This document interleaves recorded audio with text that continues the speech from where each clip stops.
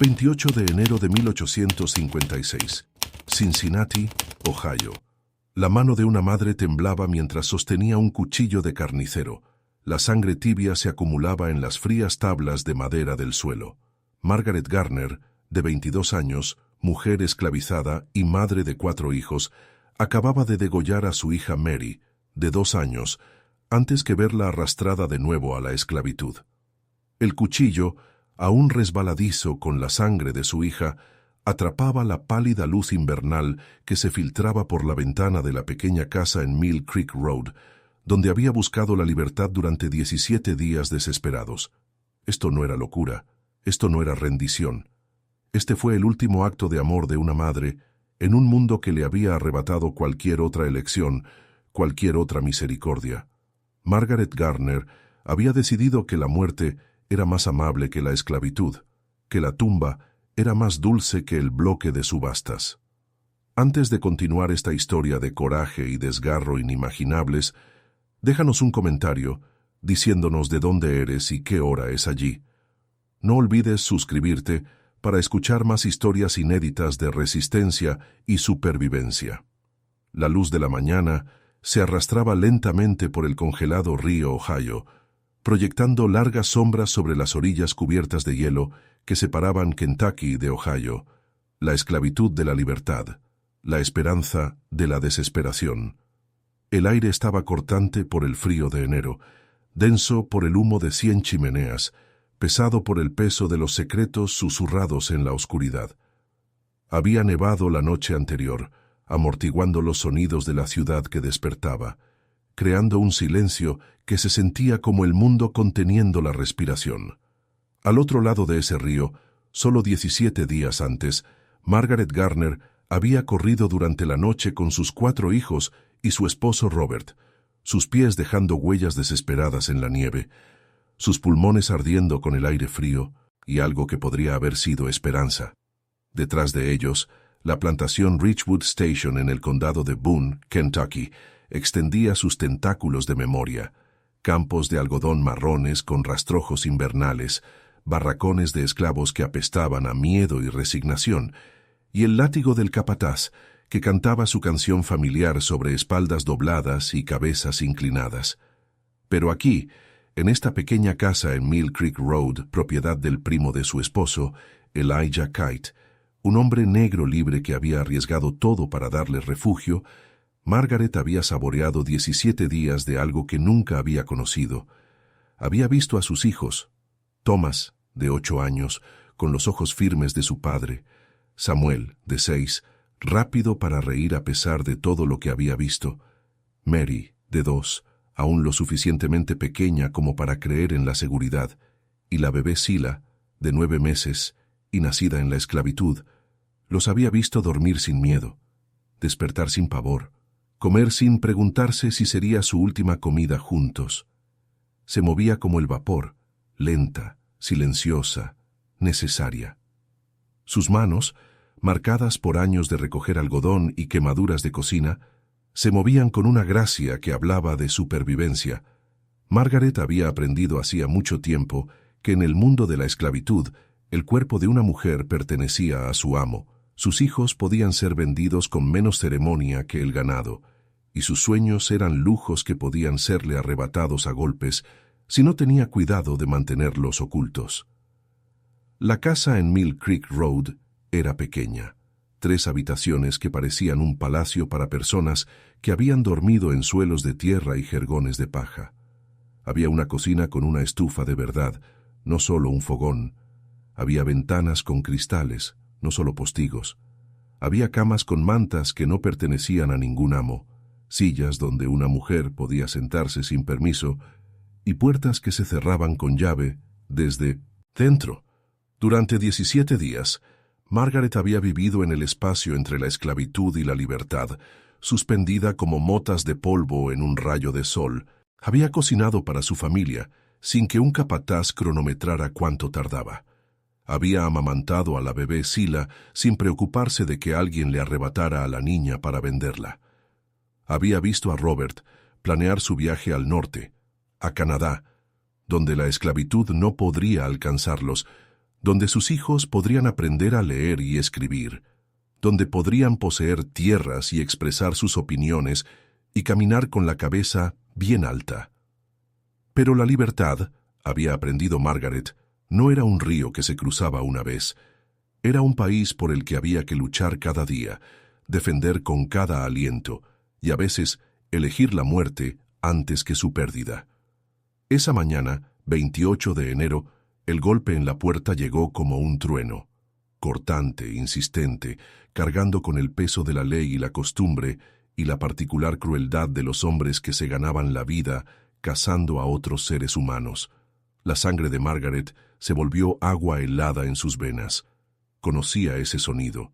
Lo había escuchado en pesadillas, en las historias susurradas entre mujeres esclavas, en los ecos huecos de su propio corazón, cuando se atrevía a soñar con la libertad. Los habían encontrado. La historia de Margaret comenzó 22 años antes, en 1834, cuando dio su primer aliento en los barracones de esclavos de Ridgewood Station. Su madre, Priscilla, había muerto cuando Margaret era lo suficientemente joven como para creer que las madres eran elementos permanentes en el mundo, como el sol o la luna, o las interminables hileras de algodón que se extendían más allá del horizonte.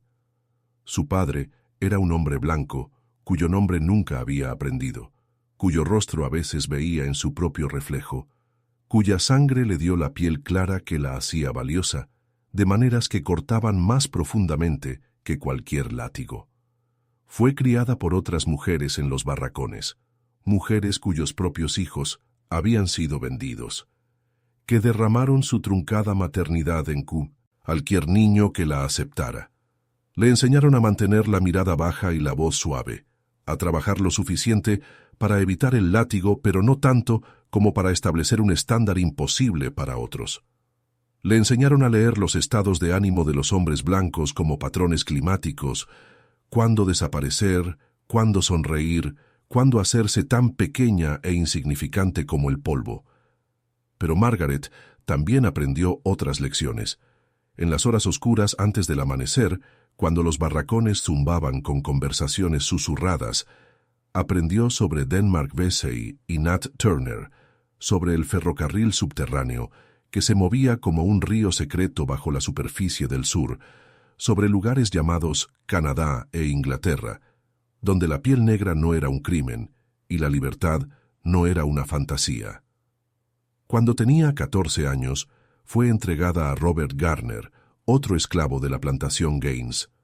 No era un matrimonio en ningún sentido legal.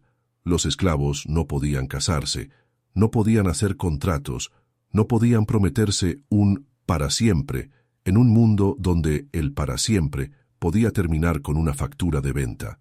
Pero Robert era amable, y Margaret aprendió a amarlo de la misma manera que uno ama algo hermoso y frágil, siempre consciente de que podía serle arrebatado. Robert tenía sueños más grandes que los campos de algodón. Hablaba de libertad de la misma manera que otros hombres hablaban de mujeres o de whisky, con un hambre que no podía ser satisfecha por nada más. Había aprendido a leer intercambiando comida por lecciones con un niño blanco pobre, y le enseñó a Margaret las letras rascándolas en la tierra con palos, trazándolas en su palma en la oscuridad, susurrando sus sonidos como caricias. Su silencio no siempre era rendición. A veces era una tormenta esperando una grieta en el cielo. Margaret tuvo 4 hijos en 8 años. Cada nacimiento era una celebración y un terror. Alegría por traer vida al mundo, horror por traer vida negra a un mundo que la consideraba propiedad. Vio a Thomas crecer de bebé a niño que hacía preguntas que ella no podía responder. ¿Por qué no puedo aprender a escribir mi nombre? ¿Por qué los niños blancos pueden jugar mientras nosotros trabajamos? ¿Por qué mamá llora cuando cree que nadie la mira? El punto de quiebre llegó en enero de 1856, cuando Archibald Gaines, su amo, anunció que vendería a Robert a una plantación en Alabama. Las palabras golpearon a Margaret como un golpe físico. Alabama significaba campos de algodón que se extendían hasta el infierno y de vuelta. Alabama significaba que Robert desaparecería en la vasta fauce del sur profundo, para no ser visto nunca más. Alabama Significaba criar a sus hijos sola, verlos crecer sin su padre, verlos vendidos uno por uno hasta que no le quedaran más que recuerdos y dolor. Esa noche, Robert se acercó a ella con un plan que sonaba a locura y se sentía como salvación. Huyeron, todos ellos. Cruzarían el río Ohio en pleno invierno, se dirigirían a la casa de su primo Elijah en Cincinnati, y desde allí continuarían hacia el norte, a Canadá, donde la esclavitud no podría alcanzarlos. Margaret miró a sus hijos. Thomas, esforzándose tanto por ser el hombre que su padre no estaría allí para enseñarle a ser, Samuel con su risa contagiosa que podía alegrar el día más oscuro, Mary, aún lo suficientemente pequeña como para dormir en sus brazos, la bebé Sila, que nunca había conocido nada más que amor y que quizás aún tuviera una oportunidad de libertad. El riesgo era enorme. Los esclavos fugitivos eran cazados como animales, golpeados cuando los atrapaban, a veces asesinados como ejemplo para otros. Pero la alternativa era una lenta muerte del alma, ver a su familia desintegrarse pieza por pieza hasta que no quedara más que la cáscara de lo que habían sido. No estaba rota, estaba ardiendo, lenta, controlada, esperando. Comenzaron a planificar con el cuidado metódico de personas que sabían que solo tendrían una oportunidad. Robert estudió las rutas de patrulla, aprendió qué guardias bebían demasiado y dormían demasiado profundamente. Identificó el punto de cruce más seguro en el río. Margaret reunió suministros, comida que no se estropearía, ropa que mantendría a los niños abrigados, los pocos objetos preciosos que los conectaban con su pasado. Cosió monedas en el forro de su vestido, dinero ganado lavando ropa extra, vendiendo huevos de gallinas que no se suponía que debía poseer, intercambiando pequeños favores por centavos de cobre. La noche del 11 de enero de 1856, huyeron en busca de la libertad. La temperatura estaba bajo cero, el río parcialmente helado, pero no lo suficientemente sólido como para caminar sobre él. Robert encontró un pequeño bote, y se adentraron en las oscuras aguas con sus 4 hijos, y la esperanza de Margaret envolviéndolos como una oración. Thomas ayudó a su padre a remar, mientras Margaret sostenía a los 2 hijos más pequeños, su aliento visible en el aire gélido, sus corazones latiendo tan fuerte que estaba segura de que el sonido llegaría hasta Kentucky y los delataría. Cruzaron. Llegaron a la casa de Elijah Kite. Durante 17 días, vivieron en el espacio entre la esclavitud y la libertad, saboreando cómo sería la vida si fueran verdaderamente libres. Pero la libertad, Margaret aprendió, no era un lugar al que se llegaba. Era algo por lo que había que luchar cada día, defender con cada aliento, y a veces elegir la muerte para preservarla. Archibald Gaines era un hombre que vestía su crueldad como un traje bien hecho, cuidadosamente ajustado, impecablemente mantenido, exhibido con orgullo. De 43 años, con cabello entrecano y ojos azules, fríos que no se perdían nada, era dueño de Ridgewood Station y de los 73 seres humanos que la trabajaban. Se enorgullecía de ser un amo razonable, lo que significaba que solo usaba el látigo cuando lo consideraba necesario. Solo separaba familias cuando era rentable. Solo violaba a sus esclavas cuando su esposa visitaba a su hermana en Louisville. Gaines había heredado la plantación de su padre, junto con la convicción de que la esclavitud no era meramente una necesidad económica, sino un bien moral, una forma de civilizar una raza inferior, llevarlos al cristianismo, enseñarles el valor del trabajo duro. Leía su Biblia cada mañana y encontraba en ella justificación para todo lo que hacía, cada latigazo que ordenaba, cada niño que vendía, cada mujer que violaba. Para él, Margaret y Robert no eran personas sino inversiones, propiedad valiosa que se había revalorizado con el tiempo y que podía liquidarse cuando el flujo de caja lo exigía. Cuando descubrió que habían huido, su ira no fue la furia ardiente de una traición personal, sino la fría cólera de un hombre de negocios al que le habían robado.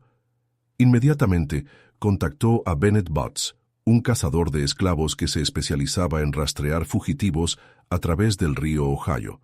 Butts Era un hombre delgado y fibroso, con dientes manchados de tabaco y manos que parecían conocer bien la violencia. Cobraba $50 por esclavo capturado, más gastos, y nunca había fallado en traer de vuelta a su presa. Butts trajo consigo a 2 ayudantes. El alguacil federal Hiram Robinson, un oficial federal que aplicaba la ley de esclavos fugitivos con el entusiasmo de un hombre que creía hacer la obra de Dios, y James Marshall, un oficial de policía local de Cincinnati que complementaba sus ingresos, ayudando a devolver a los esclavos escapados a sus amos.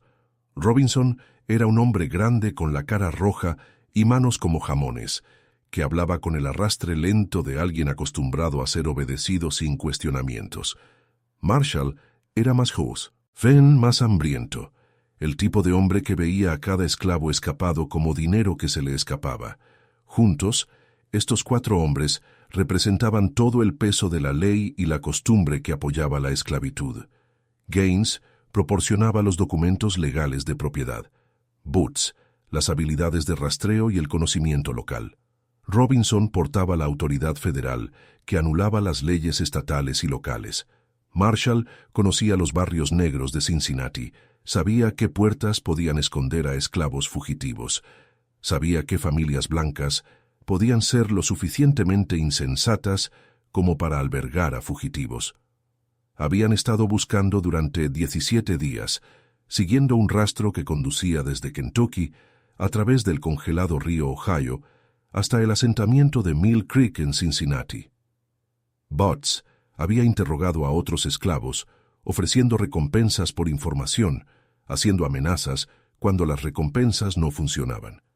Había hablado con operadores de botes a lo largo del río, consultado con su red de informantes, reduciendo gradualmente su búsqueda hasta que estuvo seguro de que los Garner se escondían en algún lugar del área de Mill Creek. El avance llegó cuando un vecino notó humo saliendo de la chimenea de Elijah Kite a horas inusuales.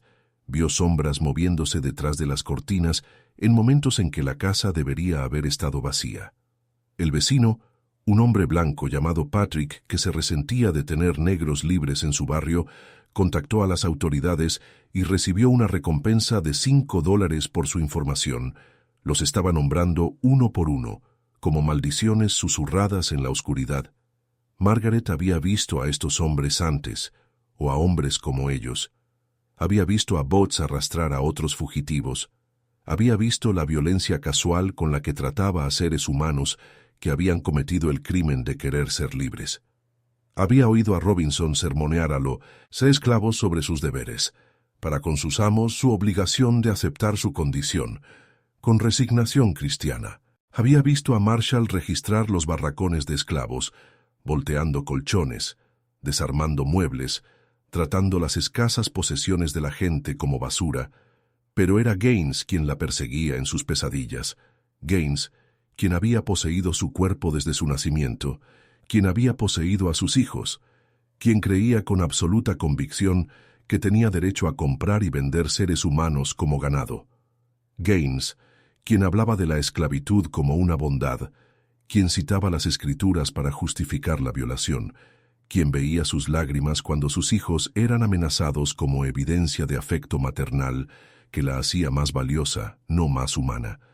Estos eran los hombres que tocaron a la puerta el 28 de enero de 1856.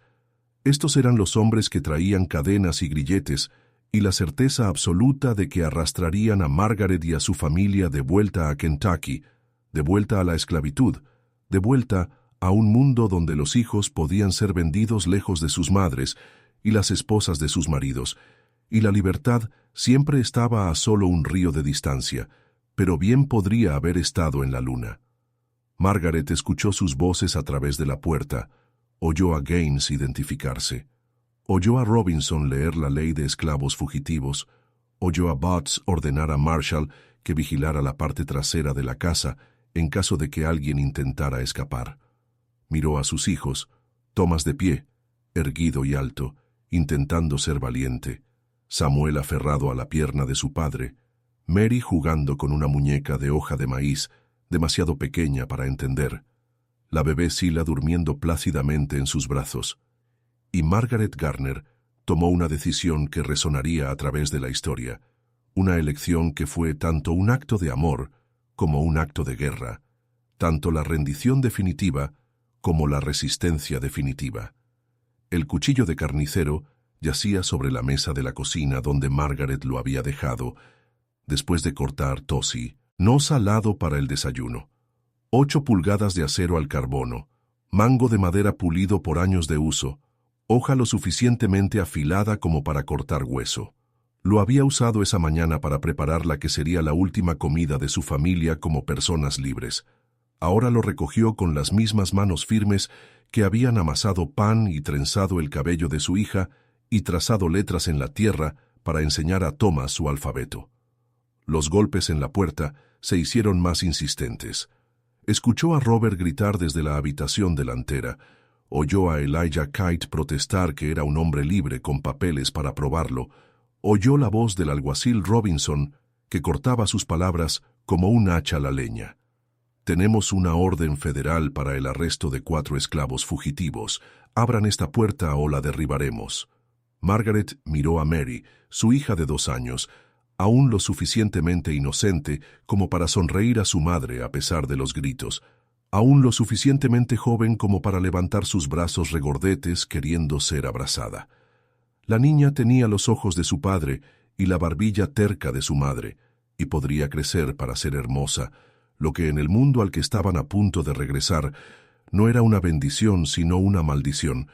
Lo que no sabían era que Margaret Garner ya había decidido que algunas cosas eran peores que la muerte. El cuchillo bajó. Aterrizó con un sonido como el de madera mojada partiéndose, como una rama de árbol rompiéndose en una tormenta.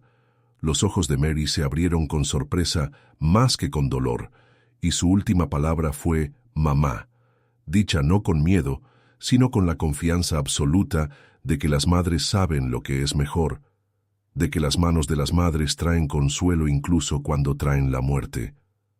La sangre, brillante y arterial, salpicó el vestido de Margaret y se acumuló en el suelo de madera. El pequeño cuerpo de Mary convulsionó 1 o 2 veces y luego se quedó inmóvil. Luego vil en los brazos de su madre, Margaret abrazó a su hija con fuerza, sintiendo cómo el calor abandonaba su pequeño cuerpo, susurrando palabras de amor y disculpa, y promesas sobre un cielo donde las niñas pequeñas podrían correr libres sin que nadie las persiguiera. 1 menos, 3 por delante. Se volvió hacia Samuel, su hijo de 6 años, que permanecía inmóvil en un rincón, con la boca abierta en un grito silencioso. El cuchillo se alzó de nuevo, aún goteando la sangre de su hermana, pero antes de que Margaret pudiera completar su terrible obra, la puerta principal explotó hacia adentro y el alguacil Robinson irrumpió en la casa, su rostro rojo de esfuerzo y autoridad. «¡Alto!», rugió desenfundando su pistola. «Suelte ese cuchillo». Margaret lo miró con ojos que no albergaban miedo, solo una profunda y agotadora tristeza. «No dejaré que se los lleven de vuelta», dijo en voz baja. «Los mataré a todos antes de que los vuelvan a esclavizar». Detrás de Robinson vinieron Boots y Marshall, sus ojos asimilando la escena.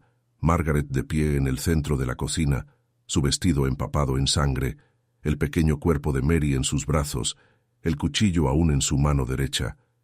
Samuel pegado a la pared, Thomas de pie protectoramente delante de la bebé Sila, Robert entrando precipitadamente desde la habitación delantera, con Elijah Kite detrás de él. «Jesucristo», susurró Marshall, persignándose. Mató a la niña. Pero Margaret no había terminado. Se abalanzó sobre Samuel, el cuchillo trazando un arco en el aire, y solo los rápidos reflejos de Robinson impidieron un segundo asesinato. Le agarró la muñeca, apretando hasta que sus dedos se abrieron y el cuchillo cayó al suelo con un estrépito. Ella luchó contra él con la fuerza desesperada de una madre que protege a sus crías, arañándole la cara, tratando de liberarse para poder alcanzar a sus otros hijos. «Dispárame», jadeó forcejeando contra el agarre de Robinson. «Dispárame, pero no te los lleves de vuelta. Por favor, no te los lleves de vuelta». El caos que siguió llenó la pequeña casa como humo.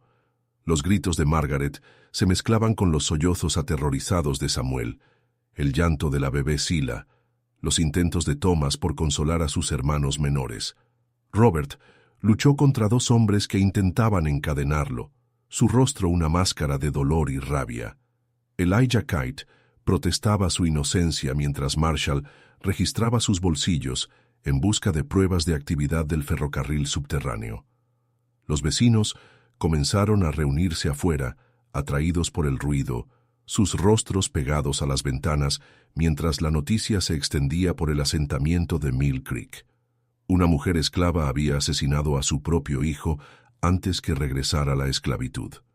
Algunos de los vecinos blancos asintieron con satisfacción. Esto era lo que sucedía cuando se permitía a los esclavos actuar libremente, cuando los abolicionistas les llenaban la cabeza con sueños imposibles de libertad. Algunos de los residentes negros lloraron abiertamente, entendiendo en lo más profundo de su ser la desesperación que podía llevar a una madre a tal acto. Archibald Gaines llegó mientras encadenaban a Margaret. Analizó la escena con el frío cálculo de un hombre que evalúa propiedades dañadas, un niño esclavo muerto y, por lo tanto, una pérdida total, una esclava adulta que necesitaría ser disciplinada severamente antes de ser puesta a trabajar de nuevo, 3 niños restantes que aún podían ser vendidos si se manejaban adecuadamente. «Me has costado $300», le dijo a Margaret como si hablara del tiempo. «Espero que creas que tu pequeña rebelión valió la pena». Margaret lo miró con ojos que albergaban profundidades de dolor y desafío que le hicieron dar un paso atrás. «Ella es libre ahora», dijo en voz baja. «Mi Mary es libre ahora y nunca podrás poseerla. Nunca podrás venderla. Nunca podrás tocarla. Al matarla la amé más de lo que jamás podrías entender». Las palabras golpearon a Gaines como un golpe físico. Levantó la mano para golpearla, luego se detuvo, de repente consciente de la multitud que observaba, los reporteros que habían comenzado a llegar, la incómoda verdad en su declaración que le revolvió el estómago. Nunca había pensado en la esclavitud en términos de amor o libertad, solo en términos de beneficio y propiedad. El acto de Margaret lo obligó a confrontar la humanidad que había pasado su vida adulta negando. Cargaron a los Garner supervivientes en una carreta como sacos de grano, encadenando sus manos y pies, sujetándolos a aros de hierro atornillados a la caja de la carreta. Margaret acunó a la bebé Sila contra su pecho, cantando una nana que había aprendido de su propia madre, una canción sobre un río que llevaba a la libertad y una tierra prometida donde los niños podían jugar sin miedo.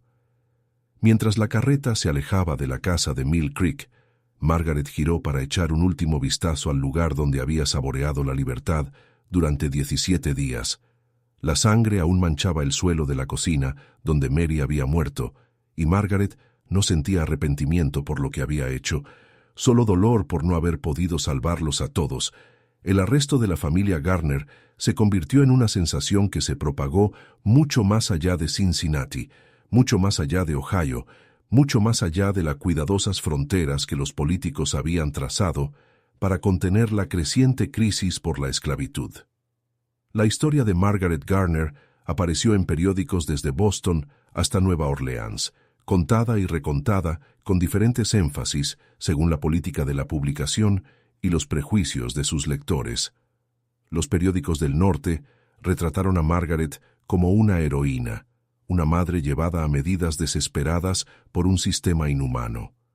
El Cincinnati Gazette escribió: «La desesperación de esta madre revela el verdadero horror de la esclavitud más claramente que 1000 discursos abolicionistas. ¿Qué madre mataría a su propio hijo a menos que la alternativa fuera un destino verdaderamente peor que la muerte?» Los periódicos del sur pintaron un cuadro diferente, describiendo a Margaret como una mujer trastornada, corrompida por la propaganda abolicionista, sus acciones prueba de que no se podía confiar la libertad a los esclavos, de que el orden natural de las cosas requería la supervisión blanca de una raza inferior. El Louisville Daily Courier declaró: «Este trágico incidente demuestra el caos que se produce cuando se anima a los esclavos a abandonar su posición adecuada y a perseguir sueños imposibles de igualdad. La batalla legal que siguió al arresto de Margaret se convirtió en una prueba del poder federal frente a la soberanía estatal. Ohio tenía leyes de libertad personal diseñadas para proteger a los negros libres y a los esclavos fugitivos, pero la Ley de Esclavos Fugitivos de 1850 otorgaba a los alguaciles federales la autoridad para anular la ley estatal y devolver a los esclavos escapados a sus amos. El caso de Margaret determinaría si un esclavo podía ser juzgado por asesinato en un estado libre o si seguía siendo propiedad para ser devuelto a su amo para su castigo. El juicio comenzó el 7 de febrero de 1856, en la concurrida sala del Tribunal del Comisionado de E.E.U.U., John L. Pendery. Margaret se sentó encadenada, aún vistiendo el vestido manchado de sangre que había llevado cuando mató a Mary, su rostro una máscara de tranquila dignidad que inquietó tanto a los espectadores como a los funcionarios judiciales. No mostró remordimiento por sus acciones, ni signos de la locura que sus defensores afirmaban que la había llevado al infanticidio. Su abogado John Joliffe argumentó que Margaret debería ser juzgada por asesinato en los tribunales de Ohio, lo que al menos reconocería su humanidad lo suficiente como para hacerla responsable de sus acciones. Si es propiedad, como afirma su amo, declaró Joliffe, entonces no puede ser considerada responsable de sus acciones más de lo que lo sería un caballo o una vaca.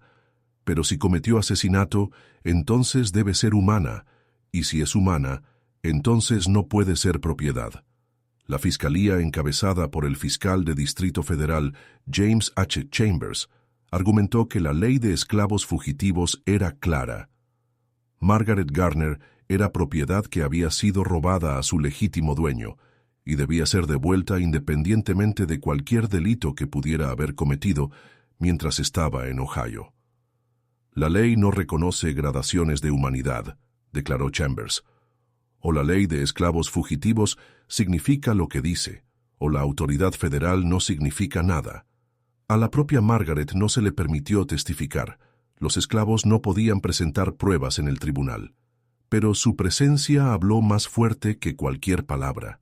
Se sentó erguida y digna, encontrando la mirada de quienes la observaban, sin mostrar vergüenza por sus acciones, ni gratitud hacia quienes afirmaban defenderla.